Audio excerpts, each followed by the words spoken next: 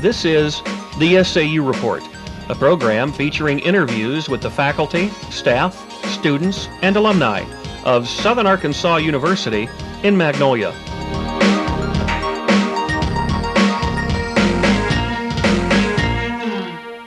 Good evening, and welcome to this edition of the SAU Report.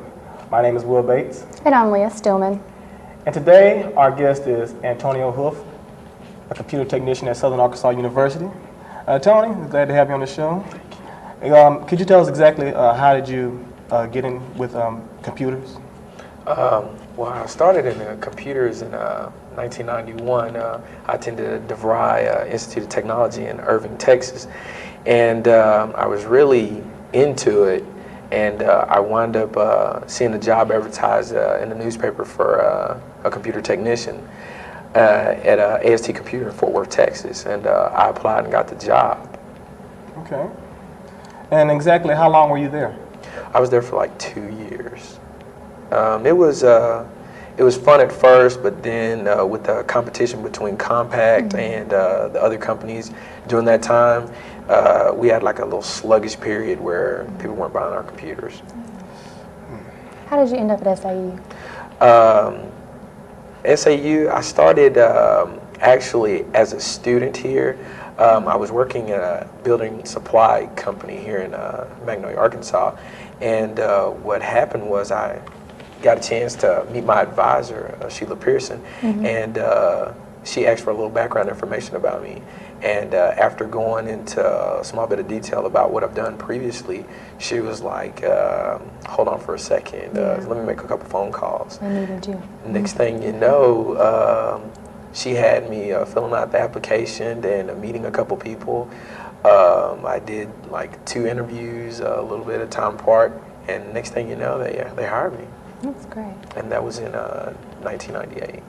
Do you already possess a degree? No, not right now. I am currently working to get my bachelor's in computer information systems. That's interesting. So before you went to Texas and before you came to Magnolia, where exactly did you start out? Where are you from? Oh, I am from Haynesville, Louisiana, the football capital of Louisiana. Okay. And how long have you lived there, or that is your birth given home? That's my, I was actually born in Minden, Louisiana, but I was raised in Haynesville basically all my adult life until I was like 18, and that's when I went off to college in Texas. And that was when? I'm sorry? That was 1991, I'm sorry. What is your specialty in computers? What do you do? Well, in actuality, I really don't think I have like a God-given talent as far as that goes. I think I try to pride myself to be like a jack of all trades, try to wear many hats, because when you working here, especially being a technician, when you work in one particular aspect, it kind of takes away from another. So I do everything from web design to program to basic networking to cabling to help desk support. The more you do, the better. Everybody needs you. Basically. So since coming to SAU, you've been acquainted with many people, and one of the people I'm sure that you're well acquainted with is Dr. Rankin. Could you tell me some of your insights on him? Dr. Rankin, how can I say this? He was like my ace in the hole. When I started school here, I didn't really know if I was going to go ahead and seek a bachelor's degree. I really didn't know. I kind of had a cloudy vision on what I wanted to do.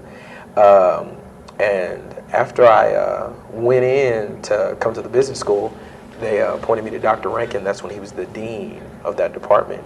And by doing that, we sat down and he talked to me, and I talked to him and told him what I was kind of looking for.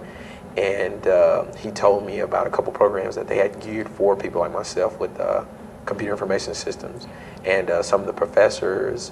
And it was almost like he was like my ambassador, and he was the one that really helped me get in here. That's interesting. What kind of music do you listen to, Tony? I listen basically all kinds, alternative rap, R&B. What is your favorite, though? You had to pick one thing, one group. Group? Yeah. Oh gosh, I would have to say Swisher House. Oh. So exactly, are you a part of any organizations since being at SAU? Have you become a part of a member of anything? I'm a member of Phi Beta Lambda, and I'm also a member of Phi Beta Sigma fraternity. And when exactly did you join these at the same time or the same year? Or? No, I joined Phi Beta Sigma in 1997 after I went ahead and said that I was going to go ahead and be a full-time student here, and it was great, and I've been an active member ever since. Phi Beta Lambda, I joined it this semester because of I looked at some of the opportunities that it gives college students that are about to graduate as far as some of the tactical experience, and I felt like I could do something with that, because I've seen a lot of people that's been in PBL and SIFE, and it really helped them in their fields, especially doing certain presentations, group projects, and different things like that. What are some of your hobbies? My hobbies. Well, I do like web design since I've dabbled with computers for so long. I like the inner workings of that.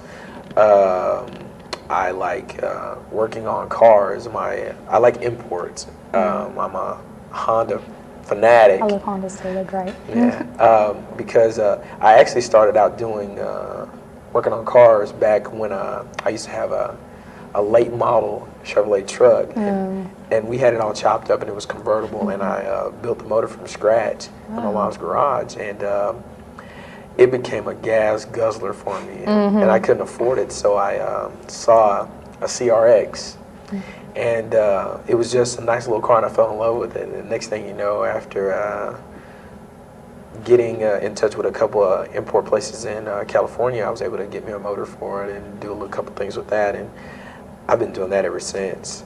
But I think I'm going to shift gears because I kind of think I've outgrown it. Yeah. And one of my other hobbies is, since I'm active with the organization, we have a lot of programs and stuff that we do. And I guess being involved in a Greek organization, we do a lot of stepping and whatnot and traveling. Lots of fun. And that's kind of been one of my hobbies also.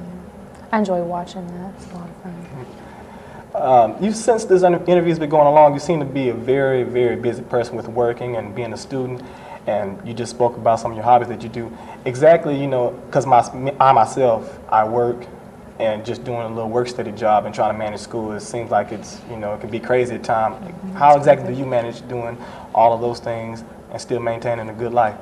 Well, see this head garment I'm wearing? It's kufi, and actually it comes from the Muslim heritage. I'm not Muslim at all, because I will eat a bacon, egg, cheese sandwich. I actually wore it just because a young lady I was dating, she liked it on me, and just having the hairstyle that I have, I just wore it like that. And it hides the gray hair. Oh, no. Okay. My job, being a technician on a campus and a full-time student, it's really hard because you're a full-time student and you're a full-time employee at the same time. There's not a lot of room for area, but the gray area is like real like this. And with saying that, as soon as I get out of class, I got to go to work. You're from one transition to the next, and then it's like everybody has questions for you. Even students have questions for you. And working in that field, you have to have a lot of support. So you have to be a people person. And being able to talk with people and helping them out with their problems, that really takes you a long way. And next thing you know, you got people just asking you questions that are not really even affiliated with the school or a student. It's just something they heard, like, hey, I would like you to help me out in this. And it really compromises your time, but at the same time, when you really want to help somebody, you kind of just do it anyway. With computer technology being so important, what are some of the new innovations that the computer lab is working on? Anything that you guys are going to be implementing in the next year or so? Well, the thing that we're looking at now, one of the problems that we're having is the use of the computers. how can I say this?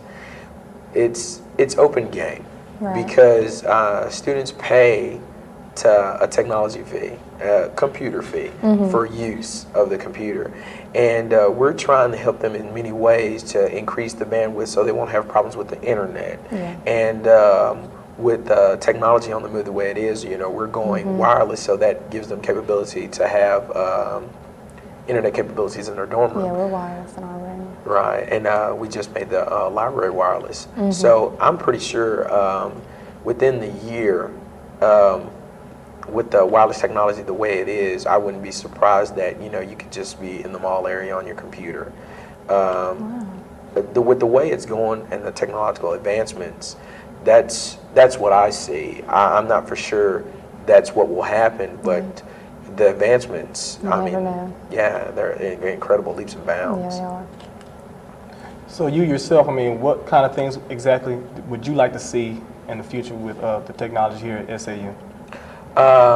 Well, me myself personally, golly, I don't know. That's a really tough question because I can't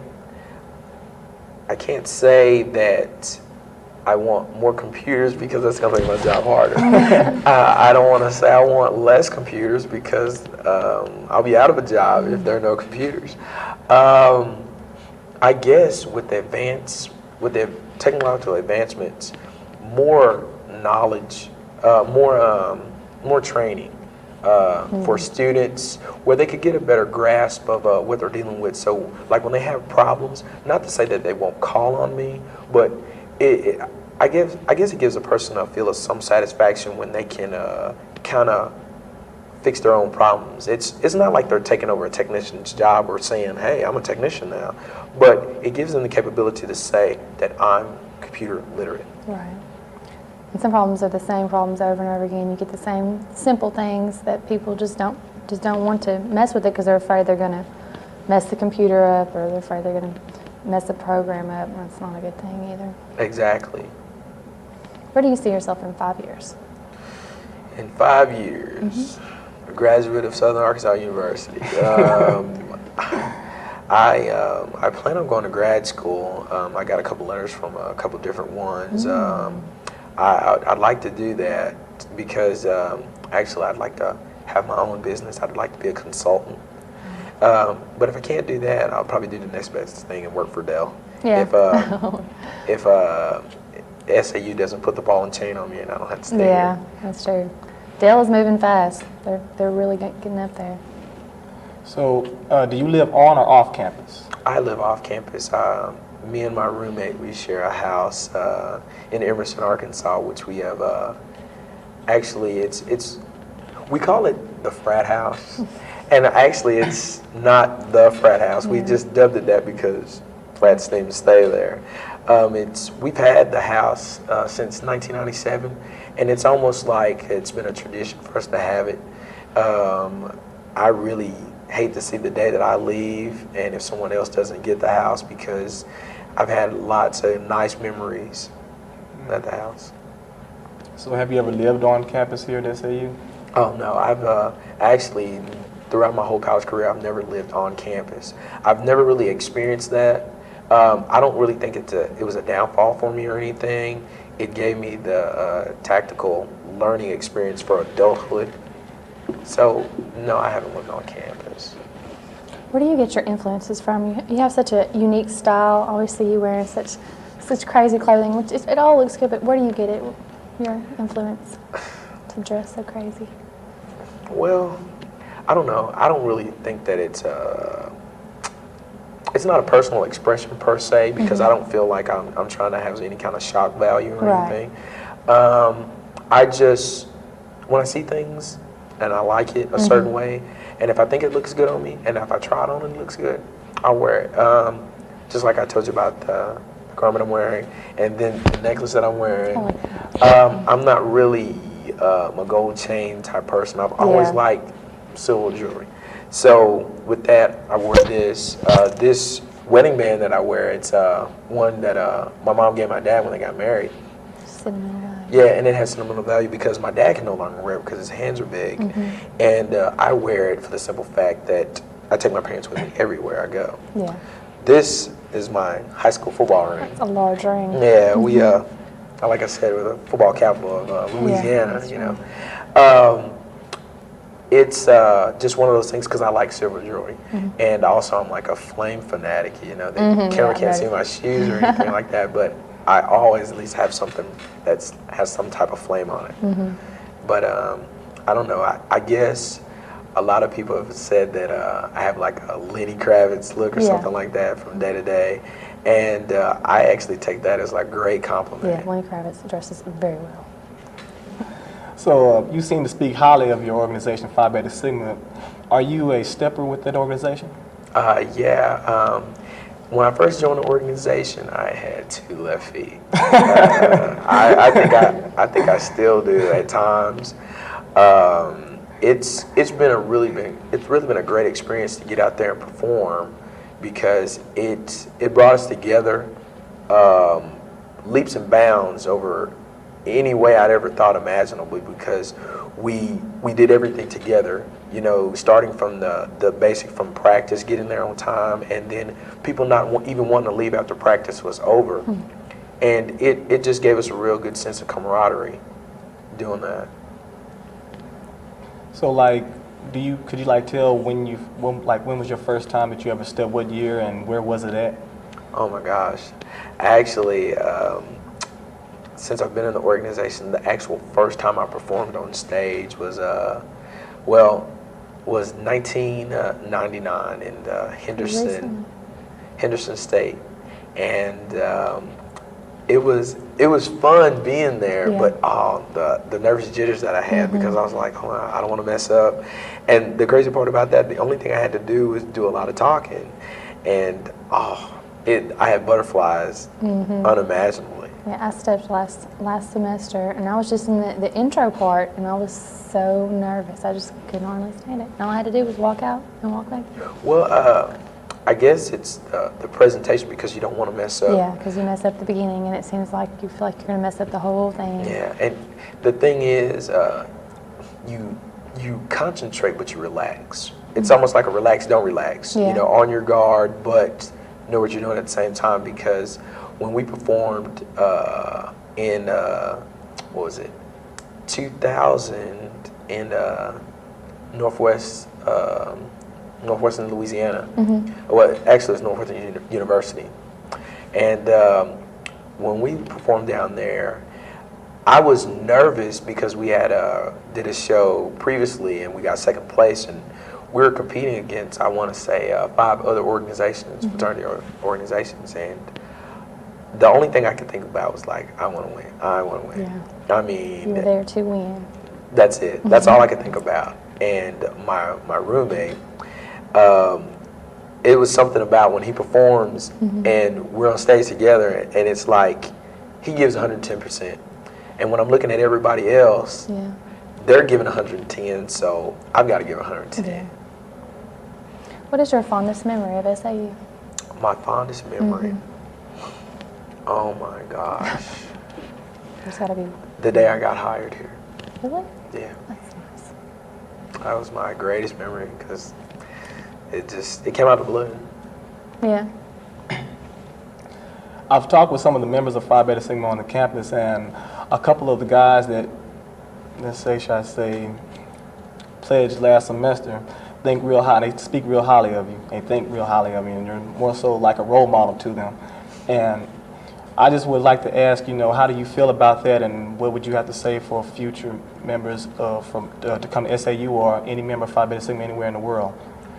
Well, I think that stems from just,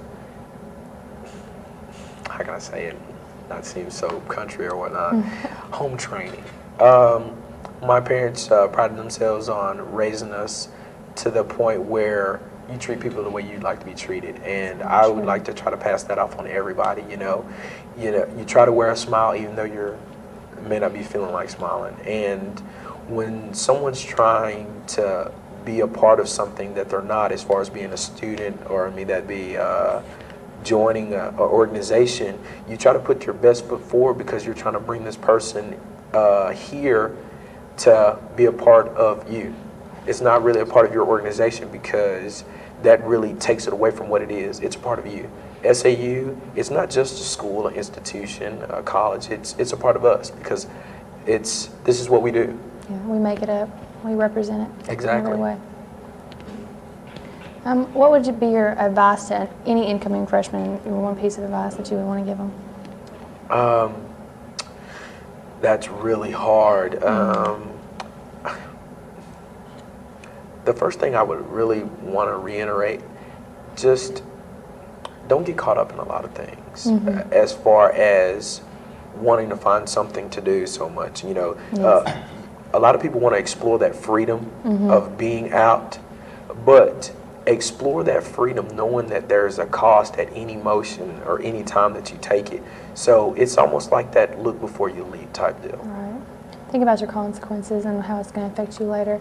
These kids come in and think that they're invincible, and that they really honestly do. They come in and they have no restrictions and they just do everything that they're not supposed to do. And I think that you should act, if you're in an adult situation, you should act as an adult. It's really hard because, you know, we tend to break away from that because it's I don't know, you're away from home for the first time, no parents telling you to do this.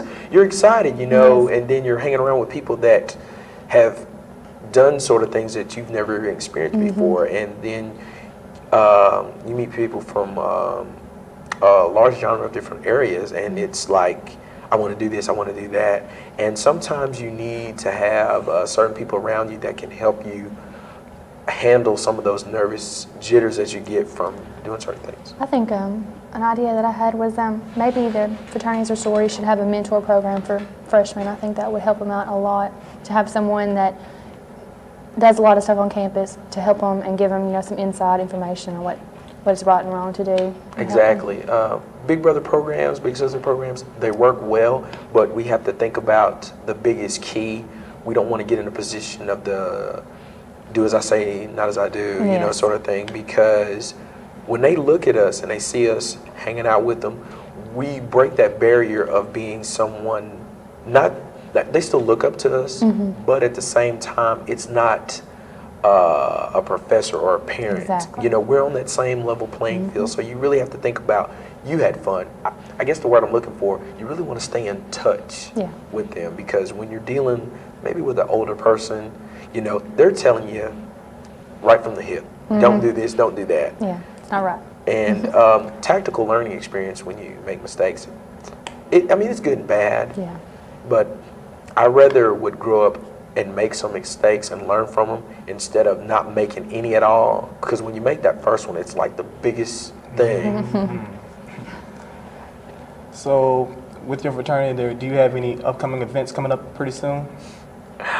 Well, with that being said, we're now working on a SATAP program, and that's the Sigmas Against Teen Pregnancy. One of our fraternity brothers is working on that, Terrell Page. He's implementing some things for us to get together where we can go around to the local high schools and talk to the people about different issues. It stems because we're really want to get more people to look at going to college. If it's not SAU, just going to someplace where they can get a higher education. And with that, it's a lot of things that fall under that umbrella, you know, because we explore everything from the substance abuse and everything that falls up under that. Well, Tony, we'd like to thank you for coming to the show today. Thank you very much. You're welcome anytime. Well, I'm Will Bates. And I'm Leah Steelman. Thank you for being with us.